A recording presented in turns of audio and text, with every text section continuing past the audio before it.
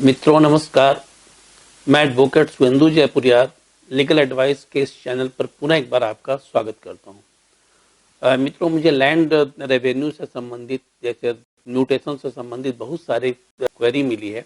और जिसका जवाब लोग चाहते हैं। इसमें झारखंड के चतरा जिला से एक क्वेरी आई है जिसमें उन्होंने कहा है कि उन्होंने एक लैंड परचेज किया था और लैंड परचेज करने के बाद उसका म्यूटेशन के लिए जब वो सीओ के पास गए तो सीओ ने तो उस आवेदन को लिया, लेकिन कुछ दिनों के बाद यह कहकर रिफ्यूज कर दिया कि यह संभव नहीं है इसका म्यूटेशन, क्योंकि इसमें लैंड पर डिस्प्यूट नजर आता है। कुछ और लोगों के नाम से भी जमाबंदी इसमें नजर आ रही है उसी प्लॉट पर। तो अब मैं क्या करूं, इसकी अपील कहाँ हो सकती है? तो सबसे पहले मैं आपको यह बतला दूं कि म्यूटेशन की प्रक्रिया क्या है और अपील की प्रक्रिया क्या है, तब फिर मैं कुछ केस लॉ की भी चर्चा आपके सामने करूंगा।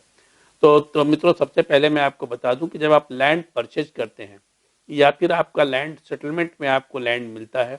या फिर आप का पार्टीशन जो होता है, फैमिली पार्टीशन होता है, उसके थ्रू आपको लैंड मिलता है, या फिर आप इनहेरिट करते हैं लैंड को, या फिर आप विल के द्वारा लैंड को प्राप्त करते हैं, ठीक है ना, पोजीशन को प्राप्त करते हैं, या फिर गिफ्ट डीड के द्वारा प्राप्त करते हैं। तो यह सारे जो चीज होते हैं उसके आधार पर आपको म्यूटेशन मिलता है और म्यूटेशन के लिए आपको सीओ के कोर्ट में अप्लाई करना होता है, सीओ के ऑफिस में अप्लाई करना होता है और सीओ उसके बाद उसको कर्मचारी को हैंड ओवर कर देता है, जहां पर इंस्पेक्शन के बाद इंक्वायरी पूरी होती है। इंक्वायरी के बाद आपका म्यूटेशन हो जाता है। दूसरी बात यह है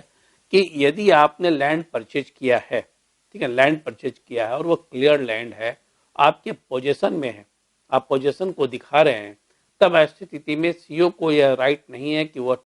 लैंड के टाइटल पर जाए और डिस्प्यूट पर जाए, इसका उसे अधिकार नहीं है।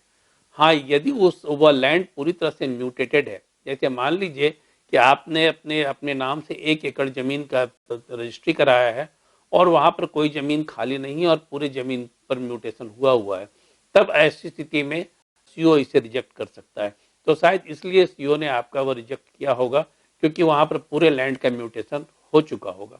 लेकिन यदि आप मुझे यह जानकारी दें कि यह लैंड जो म्यूटेशन हुआ है वह गलत हुआ है और वैसी कोई रजिस्ट्री वहां पर हुई ही नहीं है, या फिर जो रजिस्ट्री हुई है या फिर जो गिफ्ट डीड बनाया गया है या फिर किसी भी तरह से जो लैंड को अक्वायर किया गया है वो गलत तरीके से किया गया है, तब ऐसी स्थिति में आप इसकी अपील कर सकते हैं डीसीएलआर के पास, जो कि लैंड रिफॉर्म डिप्टी कलेक्टर होता है। वहां पर आप इसको अपील कर सकते हैं। वहां पर आप अपील करेंगे और अपनी बातों को रखेंगे और सारे डॉक्यूमेंट को आप सामने रखेंगे, तब ऐसी स्थिति में जो डीसीएलआर है, हो सकता है कि आपकी अपील को सुन ले और आपकी अपील को वह अलाउ कर दें। इसे हम म्यूटेशन अपील के नाम से जानते हैं। लेकिन अब मान लीजिए कि ऐसी स्थिति में डीसीएलआर जो है वह भी इसे रिजेक्ट कर देता है, तब ऐसी स्थिति में आप कहाँ जाएंगे? तब ऐसी स्थिति में आप डीसी के पास म्यूटेशन रिवीजन का पिटीशन होता है उसको डालेंगे। उस जिला का जो डिप्टी कमिश्नर है वहां पर आप म्यूटेशन रिवीजन के लिए पिटीशन डालेंगे और वह म्यूटेशन रिवीजन जो है उसमें डीसी को लगता है कि ये दोनों ऑर्डर जो हुए हैं नीचे के वो गलत है, जो इम्प्यून्ड ऑर्डर है, जैसे कि सीओ ने जो आदेश किया है या फिर उसको इंडोर्स कर दिया है डीसीएलआर ने, तब उसे सेट असाइड करते हुए आपके पक्ष में ऑर्डर दे सकता है। यदि डीसी भी ऐसा नहीं करता और वह भी आपके आवेदन को टर्मिनेट कर देता है, आपने जो वहां पर रिवीजन डाला है, म्यूटेशन रिवीजन डाला है, उसको यदि वह टर्मिनेट कर देता है, तब ऐसी स्थिति में आप हाई कोर्ट में जा सकते हैं रिट पिटीशन के द्वारा, ठीक है। और वहां पर जाकर आप सारे पक्ष को रखेंगे और वह बताएंगे चीजों को कि यहाँ पर लैंड का क्या डिस्प्यूट रहा है और जो गलत तरीके से लोगों ने लैंड को अक्वायर कर कर अपने नाम से म्यूटेट करवा लिया। तब ऐसी स्थिति में हो सकता है यदि हाई कोर्ट कन्विंस हो जाता है तो आपके पक्ष में वह आदेश करता है और डीसी के आदेश को वह और नीचे के जितने भी आदेश हैं सबको वह रद्द करते हुए आपको म्यूटेशन के लिए आदेश दे सकता है। तो आप जब अपील में जाते हैं तो अपील में आप डीसी के ऑर्डर को क्वैश कराने के लिए और नीचे के सारे के ऑर्डर को क्वैश कराने के लिए आप रिट पिटीशन फाइल करते हैं, क्योंकि जब यह ऑर्डर जो इलीगल ऑर्डर है वह यदि क्वैश होता है तभी आप आगे जाकर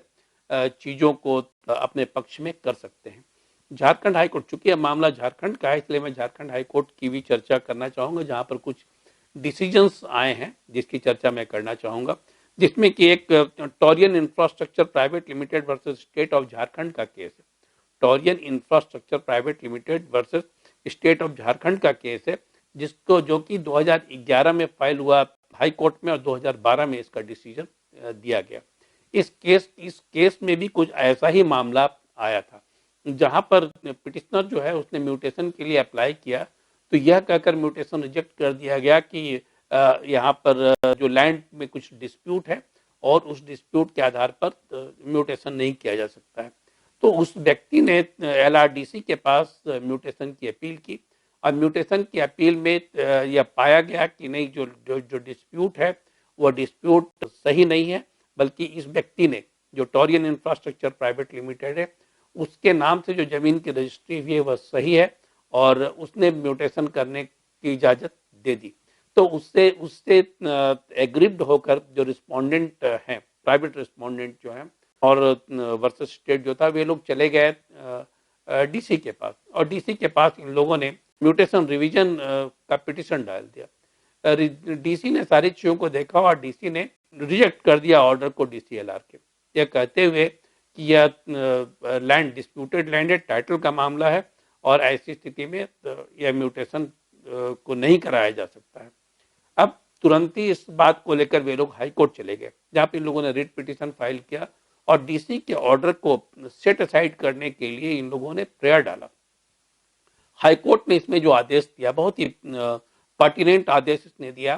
कि डिप्टी कमिश्नर, चाहे तो वो डिप्टी कमिश्नर हो, चाहे वह एलआरडीसी हो, चाहे वह डाउन द लाइन सीओ हो, इन किसी को भी टाइटल को देखने का अधिकार नहीं है,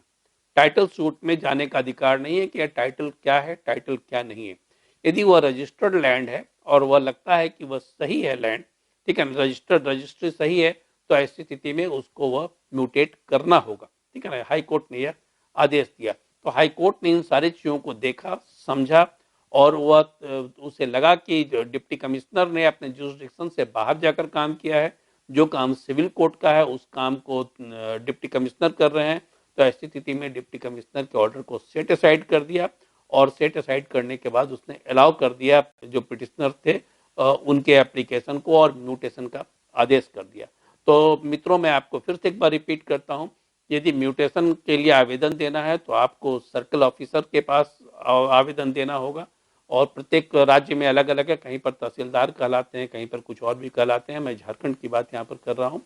और उसके बाद यदि वह वहाँ से कोई दिक्कत आती है, वहाँ से आपको सही आदेश नहीं मिलता है, तब आप ऐसी स्थिति में डीसीएलआर के पास, ठीक है ना, डीसीएलआर के पास आप जाकर अप्लाई कर सकते हैं, अपील कर सकते हैं, म्यूटेशन अपील कर सकते हैं। और वहाँ भी आपको यदि मान लीजिए कि ऑर्डर फेवरेबल नहीं मिलता है या फिर उसके खिलाफ में कोई जाना चाहता है उस आदेश के खिलाफ में, तो उस जिले के डिप्टी कमिश्नर के पास वह जाकर म्यूटेशन रिवीजन का पिटिशन डाल सकता है, ठीक है। और वहां पर भी यदि उसके खिलाफ में यदि कोई ऑर्डर आता है डिप्टी कमिश्नर का, तो उसके खिलाफ में आपको जाना हो, तब आप ऐसी स्थिति में हाई कोर्ट में जा सकते हैं। तो यह पूरी प्रक्रिया है म्यूटेशन से संबंधित जो डिस्प्यूट है उसको रिजॉल्व करने की, और वो कोर्ट के माध्यम से कैसे रिजॉल्व किया जा सकता है। मुझे उम्मीद है कि आप इस चीज को समझ गए होंगे और अकॉर्डिंगली आप उस पर एक्शन लेंगे। इसके बावजूद भी यदि कहीं पर आपको दिक्कत लगती है तो आप पूरे फाइल को लेकर मेरे पास आए, तो मैं कोशिश करूंगा कि आपको बेहतर तरीके से बेहतर सलाह दे सकूं कि कहां पर क्या लीगल प्रोसेस है और कैसे आप इसकी रेमेडी पा सकते हैं, कहां पर क्या चीज़ को आप फाइल कर सकते हैं, कैसे ड्राफ्टिंग हो सकती है, इन सारी चीज़ों की जानकारी आपको मैं दे सकता हूं। तो मित्रों, मैं उम्मीद करता हूं कि यह वीडियो आपको यूजफुल लगा होगा और यदि आपने अभी तक इसको सब्सक्राइब नहीं किया है तो काइंडली इसको सब्सक्राइब करें और ज़्यादा से ज़्यादा लोगों तक इसे शेयर करें, जिससे कि लोगों को ज़्यादा से ज़्यादा फायदा हो सके। धन्यवाद।